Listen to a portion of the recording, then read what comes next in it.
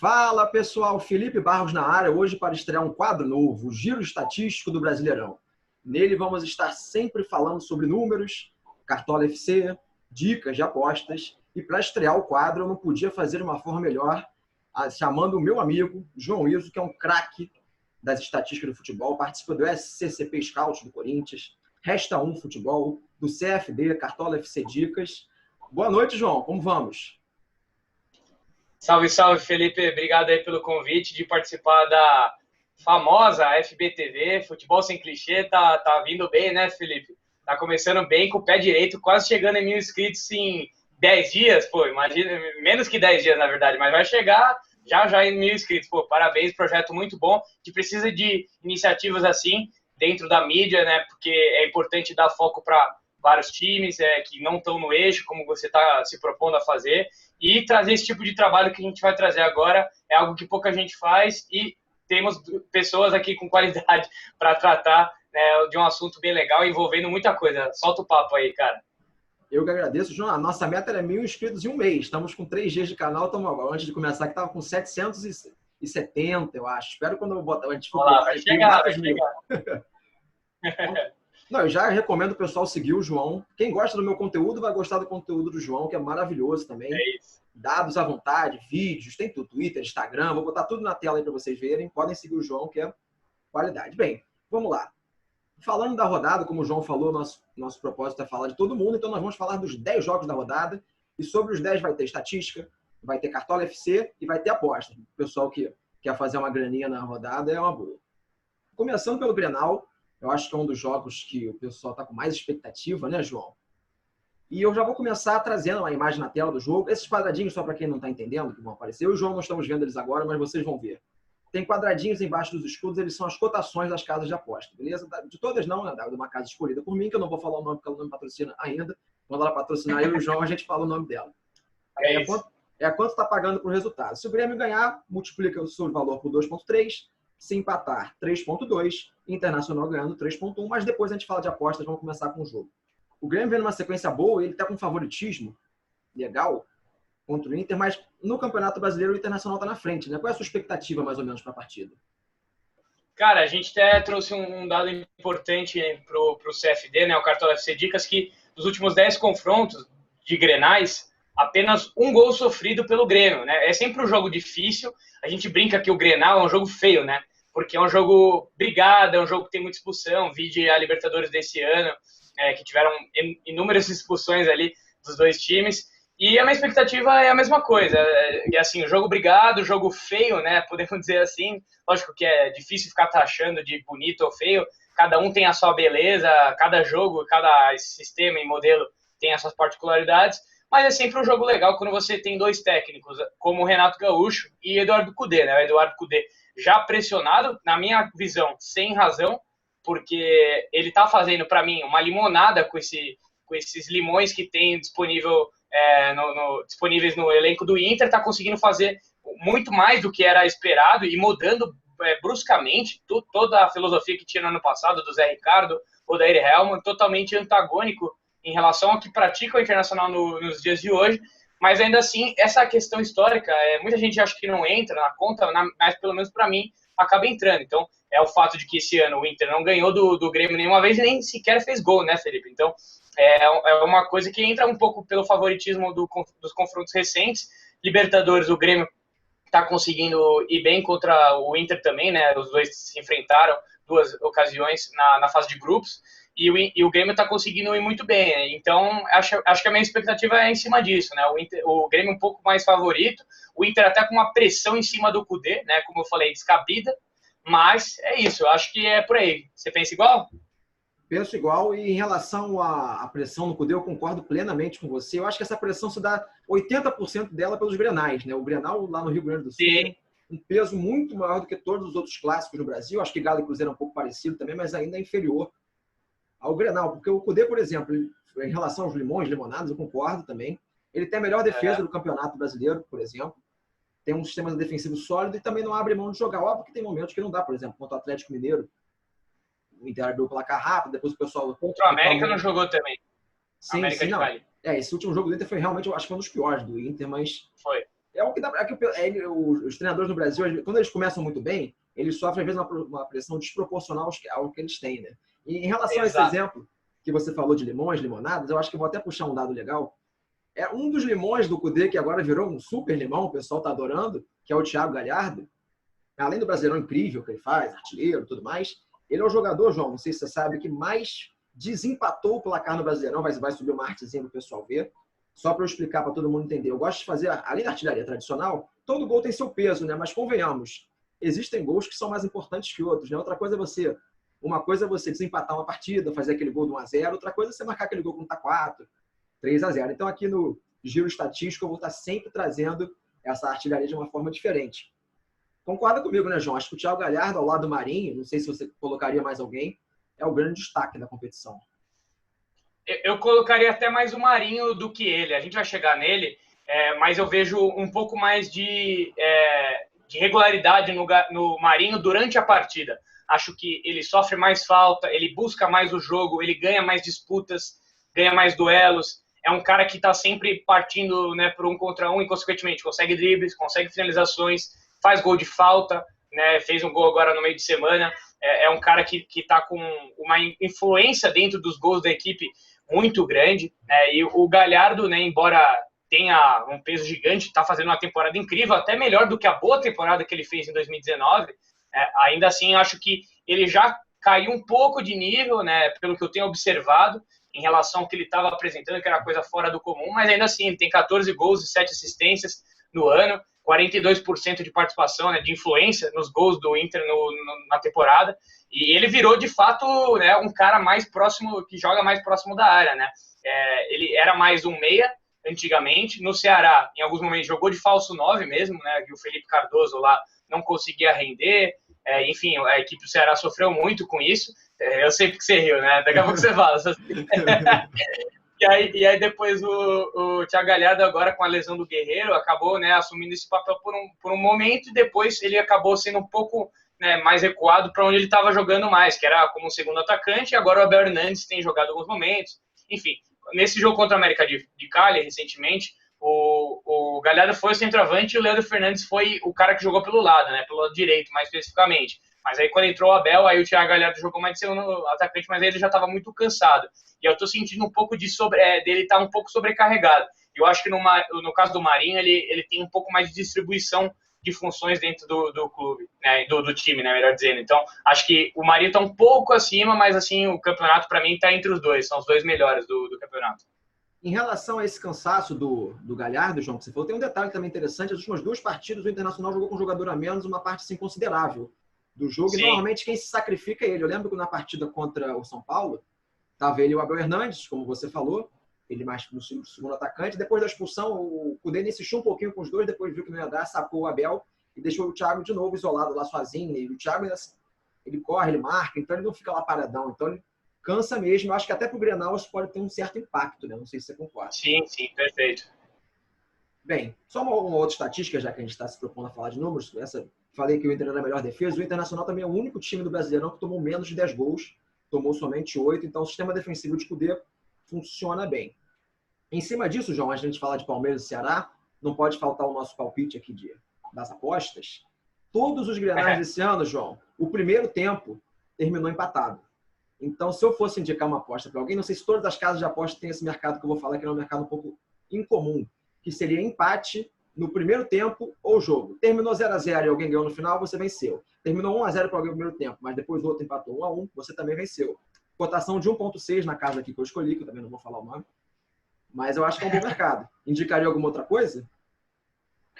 Não, eu acho que de repente um Grêmio ou empate pode ser uma boa, porque a gente vê esse prognóstico, de repente menos de 2,5 gols, que geralmente é um jogo difícil de ter mais do que 3 gols, é bem complicado, é sempre 1-0, 1-1, 0-0, dificilmente tem um 3-0, é muito complexo. Teve, né, recentemente 5-0 pro Grêmio, né, há não muito tempo, mas de fato ainda assim, pelo que a gente vê no histórico, acontece isso. Então acho que eu iria por esse ponto. Esse mercado de poucos gols no Grenal também é quase batata. Se eu pudesse, escolhe um placar, Felipe, pra você cravar a vida inteira no Grenal, 0-0. Ou 1-1 no máximo. né? É um jogo sempre de poucos gols e é interessante. Fica aí a dica, o under 2,5 eu não sei se está pagando bem ou mal, não estou com esse número de cabeça. Eu também. Quando for ao ar, eu vou colocar aqui a fitinha, vocês vão saber o valor. Mas às vezes é bom até para você fazer uma combinada, o pessoal que gosta. Não sou muito a favor de combinada, não, mas tem gente que gosta. Mas enfim, Sim. Passando para a próxima partida da rodada, Palmeiras e Ceará, vai aparecer as cotações aí na tela. Palmeiras bem favorito, segundo o mercado de apostas, pagando 1,57 na hora que a gente está gravando aqui. É um favoritismo que, assim, na teoria, estaria pagando, falar, pô, tá pagando bem. Mas esse Palmeiras do Luxemburgo não está convencendo, né, João? Ou você é um daqueles que ama o futebol praticado pelo time do Pô Fechou? O Pô fechou e o time dele estão devendo, né? Esse jogo contra o Bolívar eu pude assistir e se engana quem pensa que foi essa moleza toda, né? O segundo tempo do Palmeiras, sim, foi muito bom. Fez 4 gols, mas o primeiro tempo o Bolívar engoliu o Palmeiras. É um time boliviano que jogou no campo de ataque, não conseguia o Palmeiras sair jogando.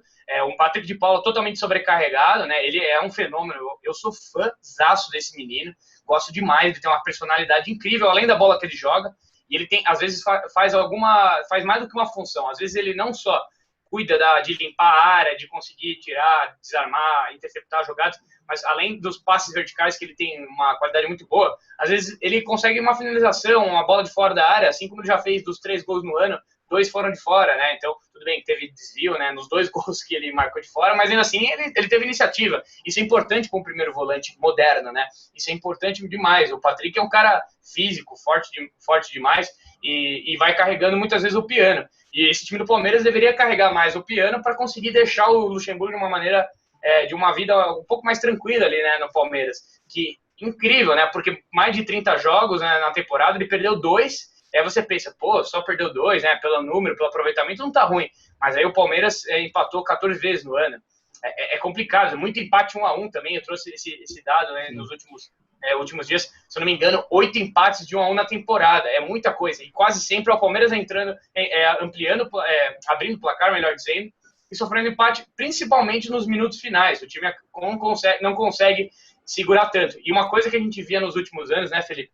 Era o fato do Palmeiras ser muito sólido defensivamente, ainda mas ainda assim o Palmeiras não leva mais do que um gol. É difícil, mas ainda assim tá levando um golzinho, às vezes não leva nenhum, às vezes leva 2 para compensar a curva. É a melhor defesa do ano, na temporada do futebol brasileiro, mas esses empates estão acontecendo com alguma frequência, como a gente trouxe aqui, e também acho que o que falta é a aplicação do modelo do Luxemburgo, mas esse modelo que ele trouxe desde o começo do ano, que era um time ofensivo, um time com circulação de bola, ele não tinha um meia para conseguir fazer exatamente o que um meia ofensivo, um meia camisa 10 poderia desempenhar, e ele colocou o Dudu um pouco mais nessa função, mas aí jogando ali com o Luiz Adriano, com o Rony, com o William, e aí todos eles meio que mudavam de posição, até que deu certo por algum momento quando o Dudu estava aqui. A partir do momento que ele saiu, o time realmente não conseguiu encontrar nem peças, nenhum modelo que pudesse beneficiar de fato. E esse jogo aí, como eu falei do Bolívar, acho que ainda é pé no chão, não dá para ver direito, não dá para saber direito. Mas também tem o Ceará, que é um time organizado, muito bem treinado pelo Guto, mas vai com muitos desfalques, né? O Vinícius, o Sobral, por exemplo, que são dois dos melhores jogadores do time, nem embarcaram para São Paulo. João, em relação ao Luxemburgo, a gente mete um pouco o pau nele, também o pessoal cobra muito, a mídia tem uma certa implicância também o Luxemburgo às vezes fala umas bobagens. Mas se a gente pode ressaltar um mérito dele, eu acho que é o trabalho dos meninos, né? Que o Palmeiras há tanto tempo precisava Sim. disso. E ele pelo menos botou Patrick de Paulo, Gabriel Menino, que vai agora vai até para a seleção. O próprio Gabriel Veron, a torcida às vezes implica com ele, né? Mas ele teve lesão e tal, mas sempre que ele joga eu gosto, pelo menos. Os 3 estão tendo uma sequência boa. E falta mesmo esse negócio do meio. O Lucas Lima não encaixa, o Dudu saiu, isso é um verdadeiro desastre. O Palmeiras tudo bem que não tinha muito o que fazer. Mas é complicado. Agora você falou que o Palmeiras é a melhor defesa do ano no futebol brasileiro. É verdade, mas no Brasileirão ele é a terceira melhor. Tem uma média ainda inferior a 1 gol sofrido por partida. Então, ainda é uma defesa legal para você apostar a nível de cartola, de apostas. Dá para confiar. Gustavo Gomes, o Vinha, são boas opções para o cartola. Eu acho que eu iria mais ou menos por aí. Já o Ceará ele tem a 4ª pior defesa do campeonato. Lembrando, gente, que eu estou sempre falando esses números em média, porque tem muito time com jogo a menos, com jogo a mais, então eu estou pegando sempre por média por partida. O Ceará tem uma média de 1,37 gols por jogo. Então, se fosse indicado... eu vou falar da aposta daqui a pouco. A nível de cartola, eu já tinha até separado. Eu ia de Sobral, né? Mas aí teve essa notícia que ele não viajou. Aí complicou um pouquinho a gente. Eu acho que, a nível dessa rodada, eu acho que eu apostaria no sistema defensivo do Palmeiras ainda, talvez Matias Vinha. Tá no meu time, não sei se tá no do João. Tá no meu sim. Gustavo Então, Gomes. acho que eu iria por esse caminho. Agora, em relação a apostas, eu vou dar o mercado do João do Grenal nesse. Na minha opinião, eu acho que um under 2,5, sair menos que 3 gols na partida, pagando 1,66, acho que tá bom, hein? Você imagina que não vão ter 3 gols na partida, é isso? Acho que esse 1-1 do Luxemburgo, 1-0, talvez Palmeiras.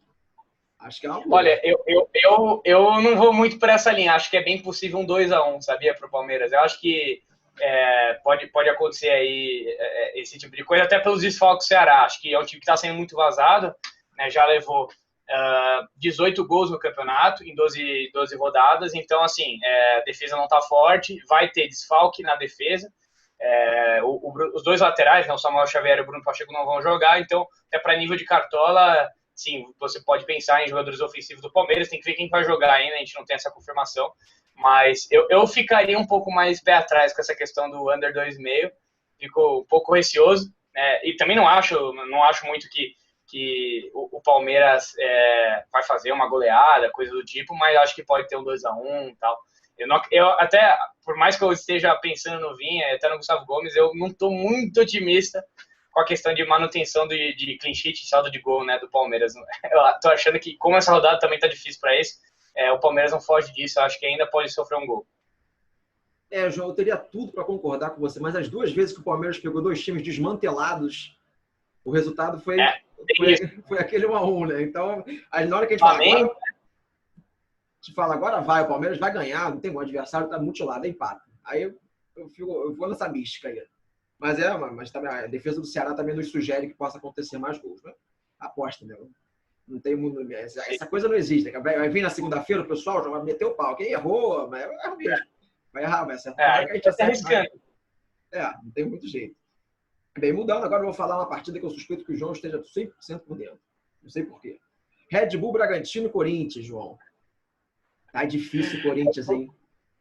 Tá difícil o Corinthians. Cara, até saiu aqui a notícia do Flávio Ortega, jornalista da SPN, que ele vai, o Coelho, né, o técnico do Corinthians, vai repetir a quinta escalação diferente, né, nos 5 jogos que ele assumiu como técnico interino, né, dessa vez vai mudar uma peça ou outra ali, mas ainda assim, né, não vai ser o mesmo time utilizado em nenhuma das vezes que ele esteve à frente do comando da equipe. E joga contra um Bragantino que tá oscilando muito, né, principalmente defensivamente, mas até pude dar uma pesquisada sobre o Bragantino hoje. É um time que está concedendo mais chances em cruzamentos, não parou de sofrer tanto em transição. É um time que, em fase defensiva, está meio que fechando a entrada da área, está conseguindo marcar bem o funil. A bola é obrigada a ser cruzada pelos adversários. Algumas vezes acabam entrando, né? O Bragantino tem sofrido algumas jogadas e gols dessa maneira, mas ainda assim a defesa deu uma melhorada, né, com o Maurício Barbieri, está tendo um pouco menos de posse. É um time que entendeu que teria que ser assim, pelo menos nesse ano de Campeonato Brasileiro. Eu acho até a estratégia correta, porque por mais que seja legal esse modelo da Red Bull, que é um negócio, né, internacional e tal, os técnicos e os clubes têm que adotar essa linha de jogo, ainda assim eu vejo bastante diferença nesse primeiro ano, mesmo até com o Felipe Conceição. Já vi algumas diferenças comparadas ao modelo que tem o Leipzig, que tem o Red Bull, me deu um branco agora no time Salzburg? Estados Unidos. Não, é o dos Estados Unidos também, né? Tem o Salzburg, Red Bull. New York, vai falar New York, tá certo. E aí, ainda assim, tá, acho que um pouco de dificuldade, até porque no Brasil é difícil, né? Você lutar contra o sistema é muito complexo, né? E o Corinthians também luta contra um sistema que não consegue mudar o modelo de jogo, o time não sabe jogar em transição, o time sofre com transição, não sabe jogar de forma pausada, não tem muito uma ideia de jogo, depois que o Thiago saiu, o time meio que se perdeu nisso, mas com o Thiago também já estava se perdendo muito, né? Então, de fato, é complexo, e dizem também que se o Coelho não ganhar esse jogo, vai contratar um técnico. Por que tem que esperar ele ganhar ou empatar ou perder? Eu não entendo isso. Se tem essa coisa, é igual o Barroca, que ele precisava ganhar do Corinthians para ficar no cargo, sendo que o presidente falou que caso ele perdesse, ele seria demitido, caso ele ficasse, ele continuaria. Cara, como que você pode ter tranquilidade para trabalhar no futebol brasileiro assim, tão caótico, né? Então, o Corinthians acaba sendo também sugado pelo próprio sistema aí, do clube também, óbvio, mais o que vive, né, o futebol brasileiro, né, esse imediatismo, que não conseguiu dar, né, o padrão que imaginava o Thiago, voltou atrás, e o Coelho agora também mostra um pouco perdido com as escolhas. E essa questão do Barroca no Curitiba, a gente vai falar do Curitiba mais pra frente, mas o pior que esse jogo, o Curitiba não foi nem mal, né? Teve um jogador expulso com 15 minutos e até conseguiu competir. O primeiro tempo foi muito bom. O primeiro tempo foi muito bom. Mesmo com mais de 30 minutos com um a menos, pênalti perdido, né, do Corinthians, o time jogou muito bem. O segundo tempo, não adianta. Um jogador a menos, o time jogando fora de casa, é muito complicado não sofrer gol, né? Sim, voltando lá para Corinthians e Bragantino, você falou algumas coisas que eu achei bem interessantes e refletem, vou trazer os números e refletem muito o que você falou. O início do Red Bull Bragantino, assim, eu acho que o Felipe Conceição realmente estava pecando um pouquinho, mas o Bragantino também eu sentia que aquele início também foi um pouco injusto os resultados. Tanto que o Bragantino, assim, olha, tem a terceira pior defesa do campeonato, como você falou, está sofrendo muito gol, mas ele tem uma estatística no iScout, por exemplo, que é a plataforma que eu uso, e não sei se no Stats também tem, João, que é o número de gols esperados para uma equipe, aquele XG. Tem sim. E o Bragantino, segundo o iScout, né, esse é um critério um pouco subjetivo, mas deve ficar mais ou menos parecido. E isso, deixa eu explicar para o pessoal, é o número de quantos gols você deveria ter na competição, né? Não necessariamente você vai aproveitar todas as chances. O Bragantino é o quarto nesse quesito, ou seja, na teoria, se todo mundo fosse perfeito, seria o quarto melhor ataque do campeonato, e não é, e está lá embaixo. Então, mas cria muito, né, Felipe? Sim, cria muitas chances e desperdiça.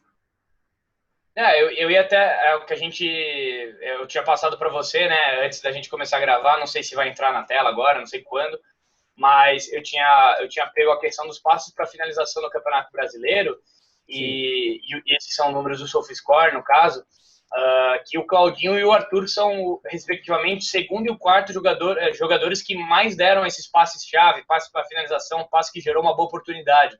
Então, assim, eles estão conseguindo, de fato, criar muitas chances, mas aí, lógico, né, o Alejandro está conseguindo converter, já fez 5 gols no campeonato, é um dos sub-23 que tem melhor aproveitamento de chances, que fez mais gols, mas, né, o Alejandro não é o único cara do time que finaliza, né? Tem outros jogadores e, de fato, estão criando. Então, dá para entender essa métrica do expected goals, né, Felipe?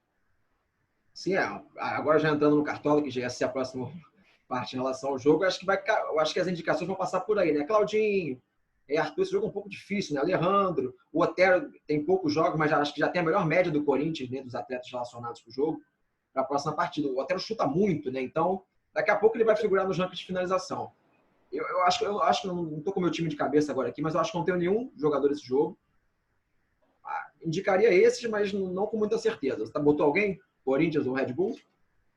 Eu botei o Raul porque eu vi que o Corinthians tinha pelo lado esquerdo também, né, você também vai trazer esse dado, né, de desarme sofrido, se não estou enganado. O Otero joga pelo lado esquerdo e quem que joga pelo lado direito do Bragantino é o Raul, né? Ele é volante, mas ele está improvisado como lateral direito porque o Aderlan estava indo mal. E aí ele entrou e está dando conta do recado. Contra o Vasco foram muitos desarmes, está indo muito bem nessa posição. Ele está no meu time por enquanto. Eu tinha colocado o Otero, mas existe a possibilidade de levar um cartão amarelo para ficar zerado, porque ele foi convocado para a seleção venezuelana, né? Então, aquela história, né? O jogador força o cartão para voltar zerado, né? Quando ele puder disputar o Brasileirão novamente.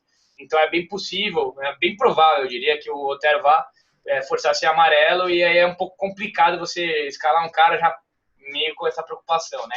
E eu acho que tem bons meias para a rodada, então acredito que dá para você, por exemplo, que está assistindo a gente, pensar em outra peça além do Otero.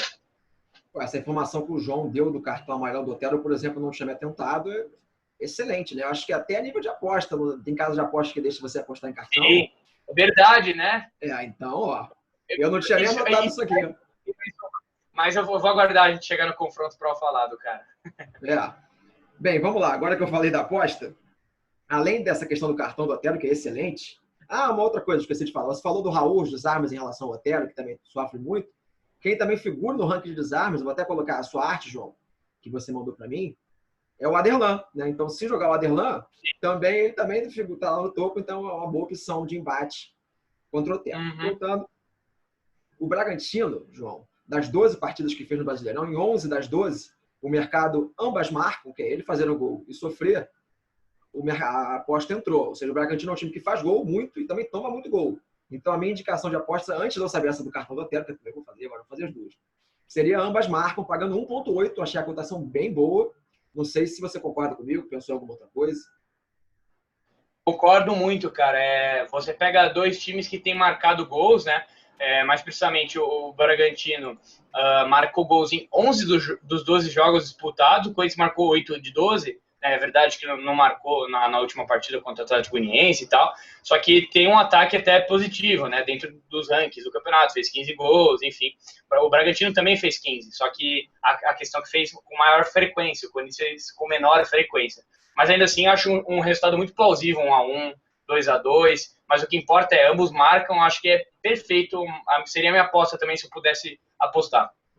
E tá com uma cotação legal, acho que 1,8, a casa foi boazinha, nesse ambas marcam. Ainda tem um detalhe, uma coisa que eu gosto muito de fazer, se você gosta de mercado ao vivo, espera dar 10, 15 minutos, se tiver 0-0, esse 1,8 vai estar pagando mais de 2. Então, para quem gosta de só em cotação mais alta, acha 1,8 baixo. É sempre bom apostar. Sempre bom postar quando o jogo começou. Eu, pelo menos, prefiro. Eu acho melhor. Porque vai que acontece uma expulsão com 15 minutos, igual que foi do Curitiba contra o Corinthians, que a gente falou lá. Aí muda já o cenário do jogo, né? Exatamente. Bem, mudando de partida, falamos lá do Grenal, agora vamos falar do outro clássico da rodada, do clássico vovô. Domingo, 11 horas da manhã, no estádio Newton Santos, Botafogo e Fluminense. Bem, o Paulo Toro acabou de cair no Botafogo especulando Kelvin. Fiz até um vídeo hoje cedo aqui no canal, quem quiser pode lá ver a minha análise sobre o jogador. Não foi confirmado ainda no Botafogo, mas pelo amor de Deus, né? Em nome da torcida do Botafogo, tomara que isso não se concretize. E o Fluminense, que vem muito estável, passou aquele papelão na Copa do Brasil contra o Atlético Goianiense, veio de uma goleada contra o Curitiba, que convenhamos, a torcida do Fluminense acho que vai concordar comigo. Foi um pouquinho enganoso. O Fluminense mereceu ganhar? Mereceu, mas não foi o jogo para 4-0. Não sei se o João concorda comigo. Quais são as suas expectativas para o Clássico? Espera um jogo bom, muitos gols, poucos gols? Qual é a sua visão sobre as duas equipes, João? Eu acho que assim, como a gente consegue ver ultimamente, esse jogo tá com a cara do empate. O Botafogo é o time que mais empatou no campeonato, tá a cara de 1-1, assim, uma coisa meio aleatória, um golzinho ali, achado pros dois lados.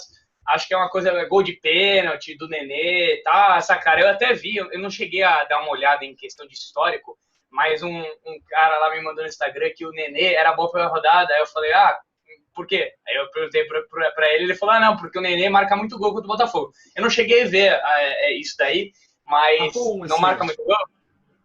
Não, acho que ele quis dizer historicamente, sabe? É que o Nenê já tá um tempo no Fluminense, esse ano marcou um gol, né? Então, talvez, tipo, se a pessoa quiser falar, ela pode pensar assim, pô, o Nenê marcou um gol esse ano contra o Botafogo, tem uma chance de marcar. Ela pode pensar isso também. Mas eu acho que é um jogo com uma carinha de empate, como você falou, cara. É um jogo num horário que eu não sei por que continua tendo esse horário. É danoso para o jogador, não tem torcida para esse argumento. Então, para mim, é o que já mostra que não tem que ter esse jogo. Não tem torcida. Coloca o jogo 4 da tarde, pô, um jogo que vai passar na televisão, o pessoal vai assistir, pô, é um clássico. E vários clássicos estão sendo jogados nesse horário. Já teve Corinthians e São Paulo, já teve Flamengo e Botafogo. E eu acho que isso São Paulo e Corinthians, isso empobrece demais o futebol. É muito complicado. Eu pude transmitir o jogo para o CFD de Vasco e Bragantino. Primeiro tempo, beleza, os jogadores tentaram, mas o segundo tempo foi muito fraco tecnicamente. Isso é muito ruim, né, pro espetáculo. Eu acho que não faz sentido. Então, por isso que eu acho que é um jogo com uma cara de 1-0, 1-1 também, viu? Sim, eu vou falar daqui a pouquinho do meu palpite de aposta, mas eu me baseei muito nisso que você falou. Tá muito quente no Rio de Janeiro, não sei como é que estão nas outras regiões do Brasil. João, você já me falou, em São Paulo também tá muito quente. Aqui em São Paulo fez 37 graus. Para São Paulo é muito quente mesmo. Tá desesperador aqui. Esse jogo é um absurdo, esse horário, assim. É coisa de maluco. Não, mesmo. No Rio vai estar 40 graus, cara. Que isso? Coisa de maluco, não tem condição. Calor à parte, vou aproveitar mais uma vez a deixa para puxar mais uma vez o meu ranking de audiências. Não, audiência é terça-feira só, gente. De gols relevantes do brasileiro. Momento dos gols, o Nenê, empatado com um monte de gente também agora, fazendo a justiça com os outros, é o jogador que mais fez aquele gol que garantiu a vitória para sua equipe. 1-0, gol do Nenê. conta como gol da vitória. 2-1, como foi contra o Corinthians, com 2 gols dele, também conta como gol da vitória. Empatado com Cano, Gabigol, Keno, Marinho, enfim, vários. Mas, já que o amigo do João falou, Nenê é um cara que gosta de garantir vitórias. E não só isso. Eu basearia a minha aposta, falando já de Cartola, no Nenê, em relação assim, ele bate pênalti bem, bate pênalti, todos os pênaltis do Fluminense. Acho que o Fred talvez jogue, mas mesmo assim, eu acho que o Nenê vai bater os pênaltis caso tenha um. E o Fluminense é o segundo time do Brasileirão, empatado com outros, que mais tem pênaltis a favor. Então, interessante. E colocaria também, aproveitando até as informações que o João me mandou, vou colocar na tela, o Michel Araújo, uruguaio do Fluminense, que vive um bom momento, é um dos jogadores que mais sofre falta na competição. Ele sofre muita falta mesmo, ele dribla bem. Muito assim no cartão. Sim, sim. O Michel Araújo, ele pode até não fazer um gol, dar uma assistência, mas ele está sempre fazendo 3, 4 pontinhos ali. Então, quando faz o gol, pum, aí estoura na pontuação. Mais alguém desse jogo, João? Alguém colocou alguém no seu time? Ou esse jogo tá, até pela questão do calor, tá meio... Eu acho que o Gatito pode ser uma boa, né? Porque ele tá numa fase espetacular. Grande parte, mais de 80% das bolas que chegam no gol dele, ele acaba defendendo, né? E isso pode resultar em defesas difíceis, né? Se você joga cartola. Mas tem que ver se ele vai poder jogar, se ele vai estar apto, porque o Diego Cavalieri jogou as 2 últimas partidas. E, de repente, o Vitor Luiz, né? Bate pênalti, também, como a gente falou, vai que tem um pênaltizinho pro Botafogo. O Vitor Luiz também tá desarmando muito, cometendo pouca falta, então isso é interessante na questão dos pontos, né? Tipo, é um cara que não vai perder muito ponto e vai ganhar alguns pontos com desarmes. Mas acho que só eles, eu nem não vejo outra opção, até mesmo no Fluminense, eu não vou arriscar o Nenê, não. Eu montei meu time, mas assim, sempre monto na sexta-feira, mas sempre mudo tudo no sábado, porque vai mudando de situação, te muda de 10 mil vezes. O Nenê hoje está no meu time, mas não sei, tô meio assim, tô na dúvida. Voltando para as artilharias, que eu gosto de botar na forma diferenciada, botando agora uma que eu montei também só com gols em clássico. O Botafogo tem um líder desse quesito, junto com outros jogadores, que é o Matheus Babi, mas eu acho que o Matheus Babi não joga. De qualquer forma, o Pedro Raul vem logo abaixo com um gol, que tiveram poucos clássicos no Brasileiro, então ele está empatado ali, está aparecendo na nossa imagem. Bem, como o João já falou, também concordo, Babi, se jogar, Pedro Raul, também não usaria nenhum deles. A nível de bets, de apostas, eu vou muito no que o João falou lá no início. Eu não vou apostar em cravar empate, porque é muito ousado. Até tem um jogo da rodada que eu vou indicar um empate, mas não é esse. Esse eu vou indicar o mesmo palpite do Grenal, que é empate primeiro tempo ao jogo, uma coisa mais segura, pagando 1,62. Acho que está bem razoável. Concorda, João? Acho que está bem legal. De fato, é o que deve prevalecer. E eu também colocaria um adendo que eu não sei quanto está pagando, mas eu acho difícil desse jogo ter mais do que 2,5 gols. A gente pode observar que é uma tendência, né? A gente, vendo, como eu citei alguns jogos aí das 11 da manhã, dificilmente tem mais do que 3 gols. Antigamente, até acho que o nível técnico do futebol brasileiro deu uma caída, mas esses jogos das 11 horas eram bem atrativos, tanto para o público quanto para a televisão. Muita gente gostava de acompanhar, né? Mas, por exemplo, um horário que melhorou a qualidade, na minha visão, pelo menos, que um jogo que poderia ser pior se fosse 11 da manhã, mas é melhor, segunda-feira às 8. Eu acho interessante o horário, acho bom. Mas, por exemplo, Vasco Bragantino, 2 gols, rolou na partida da semana passada. Teve o Flamengo e Botafogo, que também rolou apenas 2 gols, né? Voltando aqui algumas rodadas. Não teve jogo na 10ª rodada, às 11 da manhã. Enfim, a gente pode ficar entrando nesse mérito em outra ocasião, outra oportunidade, mas não costuma ter muito mais do que 2 gols nesse jogo. Como eu falei, nível técnico acaba caindo e a inspiração dos times também. Sim, a questão do calor. Esse Flamengo e Botafogo foram 2 gols, mas foram os 2 no finalzaço do jogo já. Exato. Aos 40 e pouco, e do Pedro Raul. A pessoa ganharia, né, se ela tivesse apostado 2,5 de qualquer maneira, porque mesmo saindo os 2 gols, foram no final e tal. Enfim. Sim. Eu acho que nesse também Flamengo e Botafogo foi uma época rara que o Rio de Janeiro estava frio, então estava até mais razoável. Do Vasco e Bragantino, não, esse já estava um calor absoluto. Mas, ainda no Rio de Janeiro, mas falando de outros times agora, 2 rubro-negros, Flamengo e Atlético. Imagem na tela para vocês verem as cotações. Flamengo bem favorito também, é um dos maiores favoritismos da rodada, acho que é o segundo maior. 1,5 a vitória do Flamengo, 4 o empate, 6 a vitória do Furacão, está bem azarão, segundo as casas de apostas. Do Flamengo, o pessoal da Covid está voltando, mas ainda tem alguns desfalques. Esse é um duelo interessante, João. Na estatística, são 2 dos 3 com mais posse de bola. O Furacão é o líder do campeonato na posse de bola, o Flamengo é o terceiro colocado. Mas nós temos visto nas últimas partidas, até muito pelo que vem acontecendo com o elenco do Flamengo, um Flamengo mais reativo, né? Contra o Del Valle, em pleno Maracanã, 32% de posse de bola, se não me engano, um jogo completamente assim, diferente dos padrões do Flamengo. Deu certo. Eu estou achando que o Flamengo talvez aposte um pouquinho ainda nessa estratégia. Você acha que ele vai ter duelo pela posse de bola ou o Flamengo ainda vai se manter mais reativo? Eu acho que vai ter duelo, sim. Acho que, como você citou, vai ter a volta de alguns infectados. Embora o Gabigol, por exemplo, não vai jogar essa partida, deve entrar o Bruno Henrique no lugar dele. Não vai agregar muito mais em posse de bola, mas, por exemplo, o Everton Ribeiro, não sei ainda se ele vai estar disponível, mas o Arrascaeta vai estar, ele ajuda nisso, o Gerson, o Diego disponíveis, Thiago Maia, enfim. São os jogadores que gostam de valorizar. E como você falou, né? Provavelmente alguns a mais vão voltar. E aí o Flamengo vai poder ter mais profundidade de elenco para essa partida. Engraçado, né, que o Atlético meio que se solidificou nessa questão de ter um time de posse de bola. Depois que saiu o Thiago Nunes, entrou o Dorival e aumentou até os índices de posse, né? O time era um pouco menos vertical do que até gostaria o técnico e a torcida também. Acho que isso foi um dos motivos que causaram a demissão do Dorival. Mas com o Eduardo Barros, o time continua com essa questão da posse até um pouco mais, né, mais forte do que antes.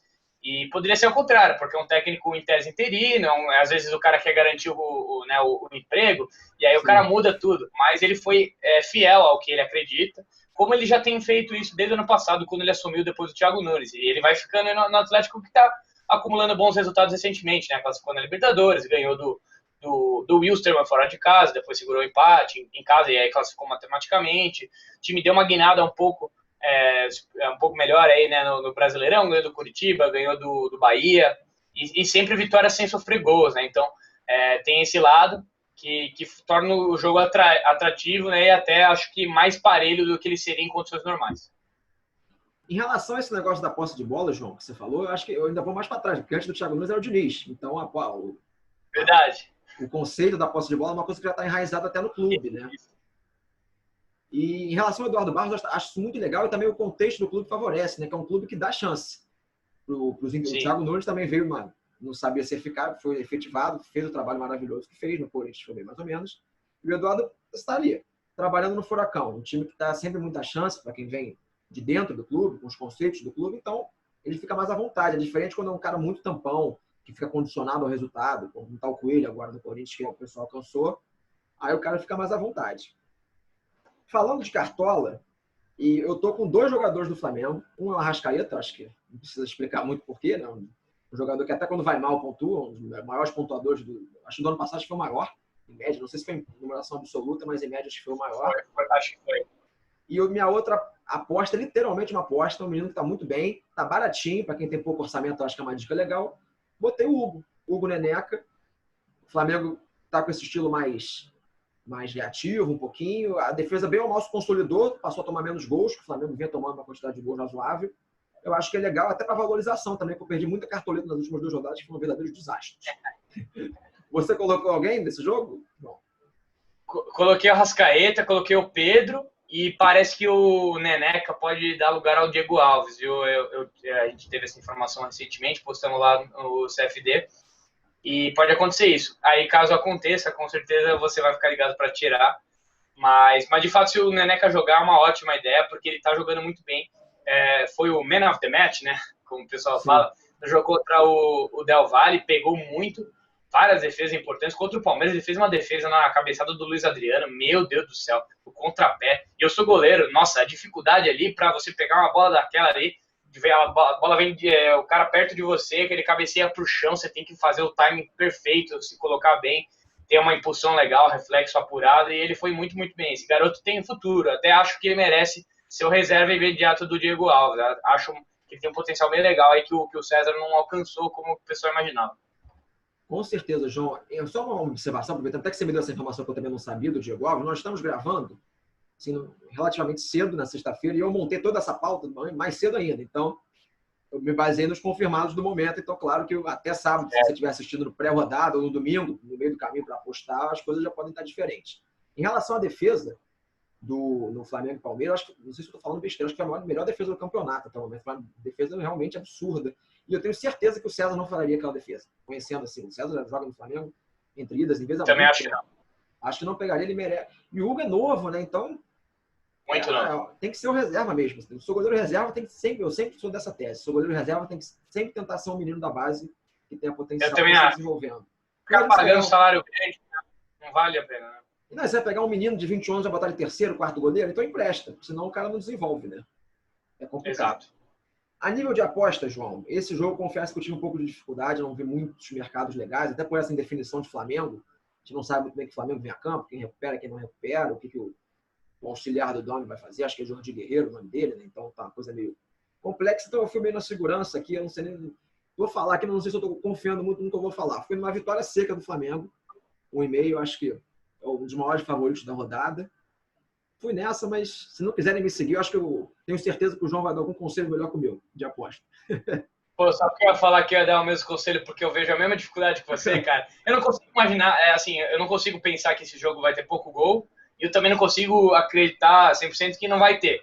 Acho que é um jogo que o Flamengo pode meter 3, pode ser um 3-1, 3-2. Ano passado foi 3-2, né, no Maracanã, o jogo do Flamengo Atlético, jogaço, diga-se de passagem.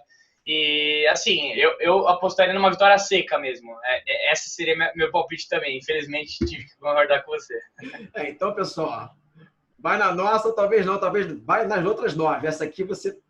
Se a gente acertar, amanhã eu vou falar pra caramba. Amanhã não, na segunda-feira acertei. Mas se errar, a gente omite.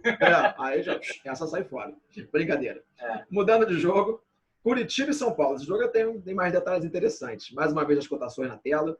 Curitiba, azarão, 3,3. O empate está até mais provável que a vitória do Curitiba, um pouquinho só, 3,25. E São Paulo, favorito, mas também pagando bem, 2,2. O jogo é no Paraná. A mando de campo esse ano está meio desconsiderando um pouquinho. Eu acho, o que é legal da gente falar de São Paulo, o torcedor São Paulino não é legal. Mas para quem está correndo atrás de estatística, tendências do mercado, São Paulo sofreu gol nos últimos 9 jogos, João. Aquela coisa clássica do Diniz, né? Não sei se você é um fã do Diniz ou um hater do Diniz. O Diniz ama e odeia. Você ama ou odeia o Diniz? Palavra difícil falar odeia, né? Eu gosto da concepção dele, mas na prática ele meio que se perde em determinados momentos. Eu acho que ele começa bem, assim, impondo a ideia dele, geralmente nos times tipo o Fluminense, ele conseguiu fazer isso um período, mas parece que ele desanda depois de um tempo. E é engraçado que no São Paulo, para quem não lembra, ano passado, o time foi uma das melhores defesas do campeonato e melhorou defensivamente com o Diniz. E o ataque era péssimo, era exatamente o que acontecia no Fluminense. O time fazia gols, mas sofria muito também. Até que isso acabou pesando um pouco, né? Acho que pesando um pouco não, pesando bastante na questão da demissão dele. E aí, quando ele chega no São Paulo, ele consegue meio que fazer esse pouco tempo que ele teve em 2019 ao favor dele, né? Tipo, de fato, o time não chegou tão longe como se esperava, a equipe existia para isso, tinha plantel para isso, para ir melhor do que foi, mas conseguiu, né? Uma vaguinha na Libertadores, beleza, chegou de forma direta. E esse ano estava indo muito bem o dinizismo, né? Que o pessoal brinca até a parada por conta da pandemia. E tava realmente praticando os melhores futebols, não sei, não tem plural, né, disso daí, do país. Um dos melhores desempenhos, né? E eu lembro aquele jogo contra a LDU, que foi 3-0 no Morumbi, o São Paulo engoliu a LDU. Foi um baita jogo de todo mundo, defensivamente estava voando o time, e aí quando volta, o time não se achou. E aí é o que eu brinco, né? O Diniz parece que ele meio que dá uma desesperada, né, nessa reta final, reta final, né? Não tô fazendo advogado do diabo aqui, mas parece que em alguns momentos de pressão ele desespera. Parece que muito chuveirinho, pouco coeso o jogo dele. A ideia de jogo apoiado meio que morre por terra, meio que vira um negócio de balão no jogo contra o River Plate na última quarta-feira, né? Isso. Ele colocou o Trellis mais uma vez, jogou 3 jogos na temporada, e justamente para alçar a bola na área. E foi assim que o São Paulo conseguiu criar alguma chance. Contra a Mirassol, eliminado no Campeonato Paulista também, mesma coisa. Então, além da parte defensiva, que as transições do time do Diniz são muito ruins, essa questão ofensiva é muito deficitária também, que meio que apela para jogar a bola na área. E o São Paulo não tem grandes centroavantes no sentido literal da palavra, né? Tem o Carneiro e o Trellis, são jogadores bem altos e tal, mas tecnicamente são fracos, né? E aí você pega o Pablo, o Luciano, são jogadores mais móveis, né? Até o Luciano é adorado pelo Diniz, né? Apesar de ter aquele xingamento no jogo contra o Bragantino, ainda assim não são jogadores ideais para esse tipo de jogo, e o São Paulo, na minha visão pelo menos, exagera, né, esse tipo de jogada. Aproveitando que o João usou o termo jogo apoiado, falou das transições, vou até deixar o card passando aqui no vídeo, que eu fiz um vídeo que foi ao ar ontem, explicando esses termos para o pessoal que ficou meio perdido ver. Eu dei exatamente o exemplo que você falou do São Paulo, falando sobre transições ruins, defensiva principalmente. Aproveitando mais um gancho, estou pegando todos os ganchos, que o João falou sobre o Luciano, puxar mais um ranking de artilharia aqui diferenciada. O Luciano é o jogador que mais empatou placares no Brasileirão, João. E fez falta na Libertadores do Luciano, né? Porque se tiver torcedor do Fluminense vendo aqui, ele vai tacar uma pedra no vídeo, vai fechar, mas fez falta. O Diniz gosta mesmo dele, ter no Fluminense, ele é o capitão do Diniz, do Fluminense. Então, mas não tem como falar que ele tá mal, né? No São Paulo ele se encontrou. Melhor do que no Grêmio também. Sim, no Grêmio ele foi muito mal, né? Quer passar as apostas, Felipe?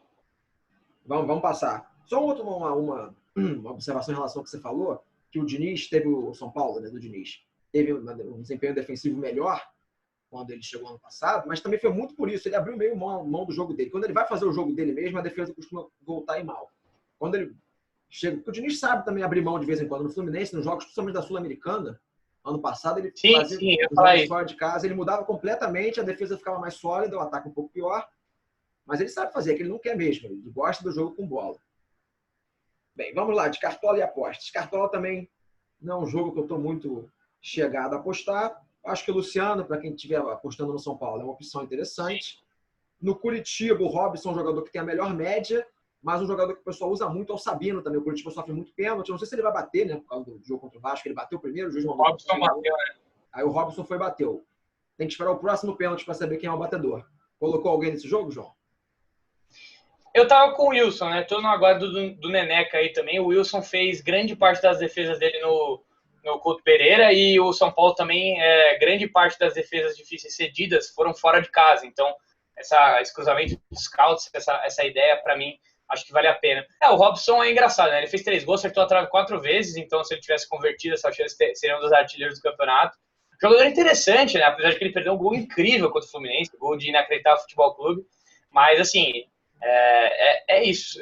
Jogadores de Cartola para esse confronto, eu penso mais no Wilson. Não confio muito em tanto saldo de gol. Eu penso no Wilson em questão de defesa difícil. Eu acho que é um jogo plausível para isso. E quem sabe, né, não rola um 0-0 ali, alguma coisa aí favorecendo, né, o Wilson, no caso, não necessariamente o Curitiba. E até acho que vai meio que nessa toada aí da casa de apostas. E, João, nessa a gente vai discordar, então. Nas apostas, eu baseei no efeito Diniz, que está com essa defesa ruim, defesa ruim, mas está sempre fazendo gol. Eu fui de over 1,5. Irei. Over 1,5, pagando quase 1,5. Está pagando 1,45, se não me engano. Fui de over 1,5, acho que nós vamos discordar nessa. Eu tenho um pouco de receio quando a gente fala em criação do Curitiba, porque é um time que fez só 8 gols no campeonato, o pior ataque, e 4 foram de pênalti. Então depende muito dessas bolas paradas. E só 4 jogadores marcaram gols, tiveram envolvimentos diretos em gols. O Sasaki já saiu, o Robson, o William Matheus e o Sabino. Então o time é muito dependente de certas peças, né? Depende de pênaltis para conseguir fazer gols. Então, assim, eu tenho dificuldade de ver o Curitiba marcando, mas, assim, pelo retrospecto do São Paulo, acho que dá para ir para um over 1,5, porque dá para rolar 1-1, eu acho que é um resultado que dá. Mas eu digo assim, mais questão de empate. Eu acho que, de repente, ali, você apostar no empate, eu acho que é interessante. Mas, assim, um under 2,5 eu acho que é plausível, Felipe. Dá para ganhar os dois. O seu under 2,5 e o over 1,5, 1-1, ganha os dois. Chegamos no meio termo, né? É porque o Diniz, João, quando ele entra, ele está naquela derrocada. Quando ele entra nessa ladeira abaixo, os times que não fazem gol começam a fazer, os caras que fazem perdem. Eu nunca esqueço daquele Fluminense CSA do ano passado. O CSA não tinha feito nenhum gol fora de casa, estava na última rodada do turno já. Eu lembro desse jogo. Aí ganha, o Fluminense, eu acho que foi o recorde de finalizações na história do pontos corridos até aquele momento. 31 finalizações do Fluminense, eu acho, uma coisa assim. Foi uma coisa de louco. Aí quando o Diniz, coitado, ele tem lá os defeitos dele, mas também ele tem muito azar. Essa pausa de coronavírus, quando estava indo bem, enfim. Eu me baseei mais ou menos mais no retrospecto do São Paulo do que do próprio Curitiba, que realmente tem os piores ataques do campeonato. É o 6º pior ataque. Bem, mudando de jogo, um confronto do Nordeste, Bahia e Sport. Bahia favorito para o confronto, segundo as casas de aposta, 2,05 para o Bahia. Bahia que tem a pior defesa e o Sport que tem o 5º pior ataque. Mano Menezes e Jair Ventura. O que dá para esperar desse embate mais defensivo do que qualquer outra coisa? Jogo imprevisível, né, Felipe? O Sport deu uma guinada com o Jair. Em 7 jogos são 4 vitórias, um empate e 2 derrotas. É um cara que conseguiu, através da zona pressionante, né, que é uma estratégia em cima da marcação por zona, mas de uma maneira que priorize a marcação em cima do setor da bola.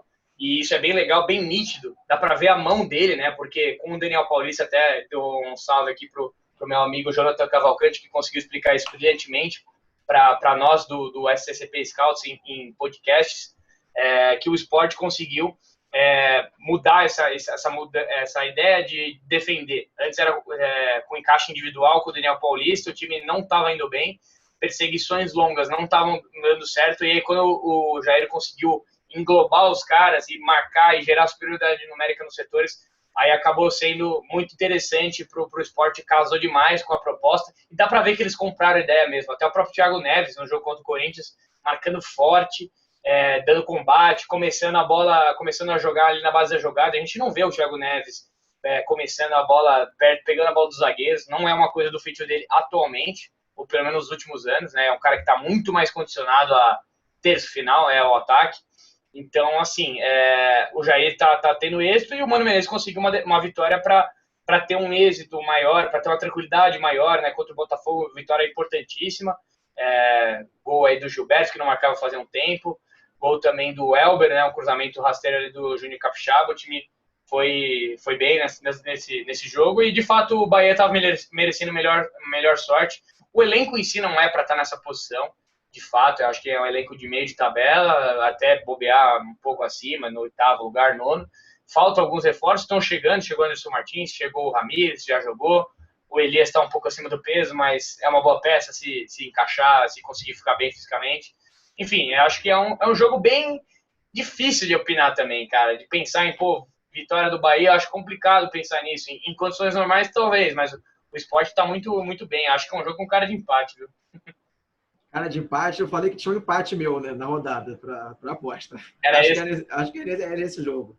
Porque é exatamente o que você falou. Para mim é muito imprevisível. Dois técnicos, né, que prezam muito o jogo defensivo. Apostar em gol, para mim, nesse jogo é meio maluquice. Escolher um para vencer também improvável. Eu fui de empate. Empate pagando 3,4. Né? Essa é a aposta, é a minha odd mais alta da rodada. É boa essa aí. A nível de cartola, João, outro jogo também que eu tive dificuldade, o Rodriguinho estava em dúvida até a última vez que eu olhei, não sei se mudou o panorama. Os jogadores com as maiores médias das duas equipes eram que estão confirmados, né? Douglas Friedrich, goleiro do Bahia, e Patrick, lateral do Sport. Até no cartola, as tendências de média são jogadores defensivos também. Tem alguma outra visão diferente das minhas para essa rodada, esse jogo? Eu acho que o Gilberto, de repente, nessa ideia de tirou a zica, tirou a Enhaca, pode ser uma boa.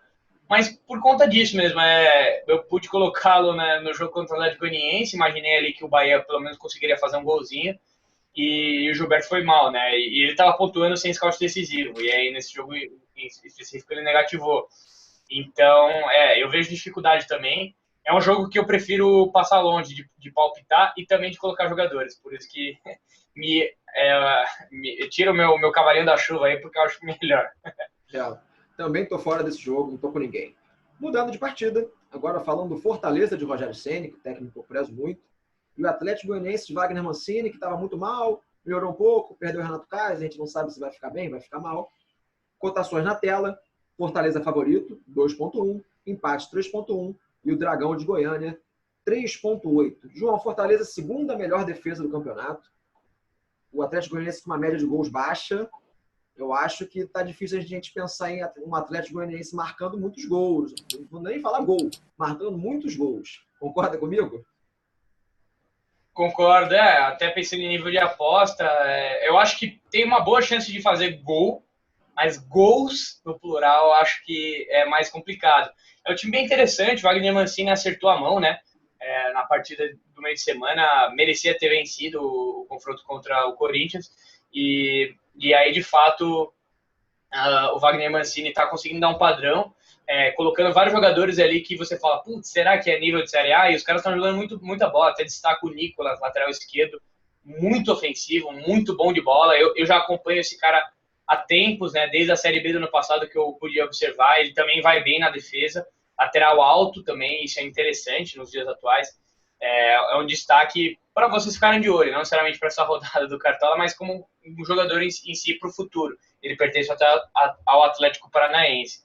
E eu acho que assim, o Fortaleza é um pouco mais favorito, sim, nesse jogo, mas eu concordo contigo no que diz respeito a não vejo muitos gols de Atlético Goianiense, do Atlético Goianiense, mas eu vejo que é uma partida legal para ambos marcam, de repente. Não sei se você concorda comigo. Eu acho interessante, eu não sugeri essa aposta, mas é uma boa aposta, mais pelo Goianiense, né, que deu uma melhorada boa. Fez um ótimo jogo contra o Fluminense, ele eliminou o Fluminense com muita justiça, fez também um bom jogo contra o Corinthians, não marcou gol por um acaso. E o Fortaleza do Rogério Ceni, o trabalho do Rogério Ceni, acho que é incontestável. Dos técnicos brasileiros hoje seria a minha aposta para qualquer time. Perder o técnico. Se quer pegar um brasileiro, eu indicaria o Rogério Ceni. Eu sei que ele tem várias limitações, principalmente em São Paulo, vai treinar outro time sem ser São Paulo, mas no resto eu indicaria ele. Agora ele está valorizado, né? Mas seria a minha indicação. A nível de cartola, João, outro jogo também que eu não estou muito propenso a colocar jogadores. A nível de estatística, que eu destaquei o David, é um jogador que faz muita falta. Essa é mais uma, não coloquem, gente. Porque o David, se não criar bem, não fizer um gol, der uma assistência, perde muito pelas faltas que comete. Né? Vou até colocar uma artezinha na tela, tem outros jogadores aí destacados. O Moisés, que está na arte. Quando eu fiz, ele ia jogar, foi confirmado com Covid agora há pouco, então esses podem desconsiderar. Não pensem no Moisés para a rodada. O do Inter? Não, pera. Sim, do Inter.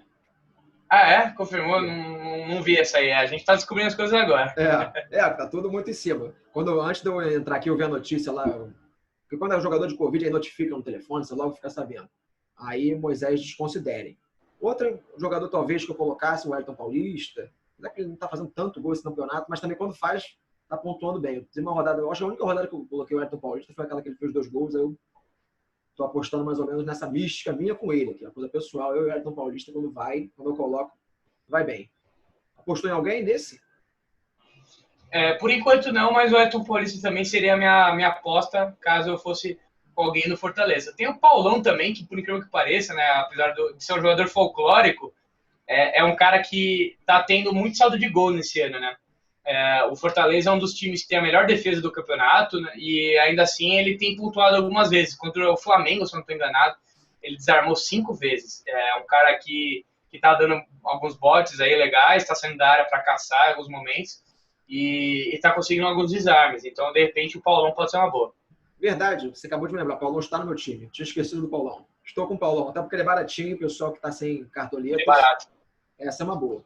A nível de apostas, João, são ambas marcas é bom, mas eu tentei, não sei nem se é mais seguro, que você definir segurança em aposta é difícil. O Fortaleza está com um favoritismo assim, não tão destacado, 2.1, então eu fui um pouco mais seguro e fui Fortaleza, empate anula, pagando 1.53. Mais me baseando no bom retrospecto defensivo do Fortaleza do que até numa própria vitória do Tricolor. Porque eu estou levando fé no saldo de gols do Fortaleza. Se Fortaleza não levar gols, eu automaticamente não perco essa aposta. Perfeito. Acho que eu vou ter que concordar com você, cara. E assim, acho que dá para assinar embaixo dessa aposta aí. Acho que é uma das mais certeiras de todas que a gente tem falado aqui. Essa quando eu fui ver, eu falei, eu pensei nela, falei, vai estar pagando um pouquinho. Eu olhei 1.53 e falei, tá razoável. 53% de ganho, para quem não conhece o mercado. Se você botar R$100, Fortaleza ganhar, você sai com 153. Se você empatar, eles te devolvem os 100. Se Fortaleza perder, aí você perdeu. É um risco mais diminuído. Mudando de partida, penúltima partida da rodada, que o nosso bate-papo aqui já está imenso. A gente achou que ia ser bem mais rápido. Mas vamos lá, tá bem legal. Goiás e Santos. Aí, quando a gente fala de Santos, todo mundo cartola, aposta, o olho brilha, Marinho em campo. Goiás e Santos, vitória do Goiás pagando 3.4, empate 3,5, Santos 2.05. Eu acho que tudo a nível de aposta, cartola, nesse jogo, passa pelo Marinho. Concorda ou discorda, João? Acho que passa por ele, sim. O Felipe Jonathan acho que pode ser uma boa também. É um cara que está apontando bastante, sem o saldo de gol, né, sem o scout decisivo para zagueiro, para lateral, enfim, que é isso, né, de fato. E eu acho que o João Paulo, muita gente confia nele e tal. O Goiás é um time que está marcando gol em todo jogo, fez gol em todos os jogos do campeonato, e não é um time que exige muito dos goleiros. Então eu fugiria de João Paulo, se você estiver assistindo aí, estiver pensando em ir com ele. Mas o Marinho é, de fato, uma unanimidade. O cara que, para mim, né, eu acredito, né, que é o melhor jogador do Campeonato Brasileiro, um dos melhores da temporada do futebol brasileiro, fez 7 gols e 4 assistências na temporada, não, na temporada do Campeonato Brasileiro, no caso. Então, assim, é o que passa, esse jogo eu acho que passa muito pelos pés dele, né? Então, se ele jogar, a gente pensa uma coisa, se ele não jogar, a gente pensa outra. Acho que se ele não jogar, é um jogo bom para o empate, de repente, se ele jogar, é um jogo com uma possibilidade legal do Santos. Acho que, de repente, um empate anula a aposta, com a tendência aí para o Santos. Acho que pode ser uma coisa também legal. E um ambos marcam, acho ótimo também, porque o Goiás, como eu falei, marca gols todo jogo, pelo menos um golzinho eles deixam a marca, e o Santos tem o Marinho. Então, acho que é um jogo bem legal para você apostar em ambos marcos. Sim, concordo bastante com o que você falou, João. Em relação ao Goiás, é interessante. Ele está lá embaixo, em último, mas se não me engano, ele tem 3 jogos a menos. Não sei se são 2 ou 3. Em relação a algumas equipes, são 3. Em relação a algumas, são 2. Está meio louco esse campeonato. O Goiás tem a segunda... 9 jogos em 12. 3 a menos. 12 disponíveis, né? O Goiás ele tem a segunda pior defesa, mas tem o terceiro melhor ataque. Então é muito isso, assim. A coisa meio inesperada. O Thiago Largue, coitado, ficou 6 jogos lá, já mandaram o rapaz embora. O pessoal também... os dirigentes aqui, eu não sei o que eles querem da vida. Né? O pessoal olha o elenco do Goiás e fala, Thiago Largue, resolve. Você está com 3 jogos a menos, mas a gente quer você lá em cima. Não tem coisa meio... exato. Eu quero que você tenha aproveitamento de 7º lugar para a gente sonhar com uma pré-Libertadores e você vai conseguir os jogadores aí. Aí ele chega para os caras e fala assim, não, mas esse não dá, precisa de reforço. Aí vira lá no clube e fala que precisa melhorar o setor de análise de desempenho, precisa melhorar, tal. Tira a zona de conforto dos caras, que é o que a gente deveria ver para um profissional dedicado. E aí o cara é sucumbido pelo sistema, é difícil, né? Até porque o Thiago Largue, se não me engano, ele veio do mundo da análise de desempenho, né? Então é uma área que ele está bem por dentro. Agora, voltando a cartolas e aposta, porque eu vou fazer na hora da minha aposta vai ser uma coisa bem meio diferente. Esse próximo jogo eu vou ter 2 apostas diferentes, mas para a gente sentir a emoção durante a rodada, para ver se a gente acerta.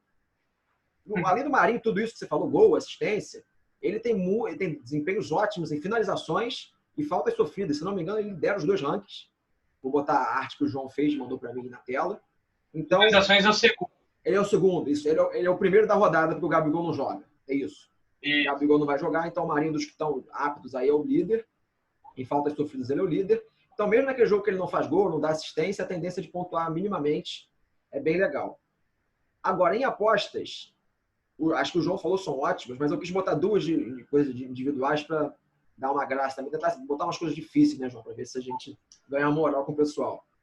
Eu apostei, fiz um cartola na Bet, que é Marinho marca. Mas com uma ressalva, que também eu acho que tem a chance de talvez ele não jogar. O Santos está numa maratona, o Marinho joga todas, mas você tem que marcar ali. Se ele não começar jogando, a casa desconsidera e te devolve o dinheiro. Você está pagando 2,5. Isso pré-jogo. Se você entrar nisso ao vivo, a chance de chegar a bater 3, 4, é uma cotação bem boa para o risco que significa, na minha opinião. É quase um cartola. Acho que é por aí, Felipe. Mas é claro que esse é um tipo de aposta bem arriscada. Senão, se você faz a sua gestão de banca, você quer ter aquele lucro no médio prazo, não faça esse tipo de coisa. Isso aqui é mais para a gente estar fazendo uma live, estar brincando aqui. Eu acho que, pelo que está pagando e pelo que o Marinho tem feito, eu acho que é razoável. Para fechar o nosso bate-papo, vamos, acho que é o jogo mais esperado da rodada. Um embate dos 2 melhores ataques. Líder, Atlético Mineiro, e o Vasco da Gama, que começou muito bem com o Ramon, agora está um pouco mais ou menos. Mas ainda assim, acho que na avaliação geral, o trabalho do Ramon a gente pode botar como positivo. 2 melhores ataques da competição, João. Muitos gols? Olha, acho que é mais um caso de ambos marcam. Tem uma outra aposta legal que eu estava aguardando para esse momento. Júnior Alonso tem 2 cartões amarelos, foi convocado para a seleção paraguaia e pode forçar o 3º cartão amarelo. Deve forçar, porque ele jogou todos os jogos desde que o São Paulo assumiu. Ele não cansa nunca, então essa é a oportunidade dele conseguir zerar a conta dele e voltar numa boa. Então, assim, imagina só, eu queria ver até como que seria essa combinada. Júnior Alonso para receber cartão amarelo e Otero para receber cartão amarelo também. Queria ver essa combinada, quanto que daria a odd. Fiquei curioso, vou dar uma olhada depois. Se as casas não se ligarem nisso, essa tá ótima. Agora, a minha dúvida é que tem casa que só disponibiliza o cartão amarelo em cima. E um jogo é longe do outro. Não, e provavelmente deve se tocar dessa falha, podemos dizer assim, e diminuir a odd, né? Porque cada jogador tem uma odd. para o cara marcar, para quando o cara vai marcar, para quantos gols o cara vai marcar, se o cara vai ser expulso, se ele vai levar amarelo. Cada casa, cada lugar tem a sua ideia, né? Mas um jogo muito bom, né? O Atlético Mineiro, acho que hoje dá para falar que pratica o melhor futebol do Brasil, né? Melhor ataque, tá se acertando aí. De fato, firmou ali Eduardo Sacha, o Keno e o Savarino, né? No comando do ataque. Tá só acertando a questão do meio de campo, mas dificilmente vai acertar, podemos dizer assim, porque o São Paulo gosta de mudar muito, né? No Santos jogava muito com 3 zagueiros em alguns momentos, com o Atlético Mineiro joga com 3 zagueiros em alguns momentos também. Então, é uma coisa que ele vai de acordo com o adversário, né? Ele é bem vasto o repertório dele, é um cara bem camaleão. Gosto demais do trabalho do São Paulo. Ele tem os ônus dele, óbvio. Tem bastante ônus, inclusive, o trabalho do São Paulo, até principalmente fora de campo, né? Não é nem dentro de campo, porque o trabalho dele, os trabalhos geralmente são excelentes. Mas ainda assim é um jogo que todo mundo aguarda e deve ser até o jogo que a gente vai transmitir lá na Rádio Cartola do CFD. A Rádio Cartola, que por sinal é muito legal, o pessoal acompanha em tempo real, vai dar uma visão muito mais também do jogo, então fica uma coisa bem animada. Aproveitando, João, você falou do Keno, vou botar aqui a última parte do meu ranking das artilharias. O Keno é um jogador no brasileiro, deixa eu abrir minha colinha aqui só para ver se eu não vou falar uma besteira. Ele é ao lado do Thiago Galhardo, são os dois juntos, os jogadores que mais marcaram gols quando o seu time já estava vencendo. Tudo bem que o Galhardo é o cara que tem mais gols, então a tendência é ele aparecer em todos os rankings, né? Mas o Keno não, ele vinha com nenhum gol no brasileiro e fez 6 em 2 jogos, logo, pum. Aí foi lá para cima, acho que a torcida do Galo está apostando muito nele, o Keno é um bom jogador, eu gosto muito dele. Claro que é aquele jogador de lado de campo, que é muito insinuante, então quando vai mal, você costuma ficar irritado, porque ele tenta muito drible, perde muita bola, mas no geral é um jogador que eu gostaria de ter, gostaria dele em quase todos os times do Brasil. E Sim. Até minha aposta vai ser baseada nele, lembrando um pouco do Marinho também, mas nesse caso desse jogo eu vou dar 2, porque está muito ousado, uma delas. A linha de Cartola, João, é mais uma, não é nem uma contraindicação, porque esse atributo não tira pontos do Cartola. O Thales Magno é o jogador que mais sofre desarmes no torneio, né? Então talvez seja uma coisa interessante você colocar defensores, volantes do Atlético Mineiro. É interessante isso, né? Não, de fato, o próprio Júnior Alonso pode ser essa faca de 2 gumes. Ele pode levar o cartão amarelo para se poupar, só que ele pode conseguir desarmar, né? É fato que o Thales joga pelo lado direito, lado esquerdo de ataque, né? Perdão. E então, em tese, esse confronto não vai acontecer, esse embate, porque o Alonso joga do lado esquerdo da defesa do Galo, seja como terceiro zagueiro, como lateral, já jogou assim das duas formas. Mas ainda assim, você pode pensar ali no Guga, por exemplo. O Guga é um cara que está muito bem cotado para a rodada.